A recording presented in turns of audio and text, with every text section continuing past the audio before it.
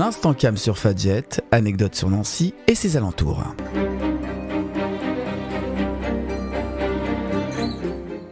Bonjour à toutes et à tous, on se retrouve aujourd'hui pour aller nous balader en vieille ville et s'arrêter grande rue pour admirer le palais ducal datant du XVIe siècle, bâti à l'emplacement d'un ancien château médiéval du XIVe dont nous savons peu de choses aujourd'hui. Ce palais fut la résidence des ducs de Lorraine, délaissé au XVIIIe par Léopold qui préférait Lunéville et devient le musée Lorrain, musée historique de la ville en 1848. L'architecture est de style gothique flamboyant, mélangé au style Renaissance. Nous pouvons d'ailleurs observer la porterie construite en 1511 et 1512, inspirée de celle du château de Blois. Sur la porterie, il y a une statue équestre du duc Antoine de Lorraine, réalisée par Mansuy-Gauvin, détruite sous la Révolution en 1792 et remplacée par une œuvre de John Viard en 1851.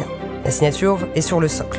À côté du palais se trouve le couvent des Cordeliers, dont l'église a été construite après la bataille de Nancy de 1477, consacrée en 1487, et devient la sépulture des ducs de Lorraine, dont le premier à y être inhumé est René II, surnommé la Saint-Denis-Lorraine en référence à la cathédrale où étaient inhumés les rois et reines de France.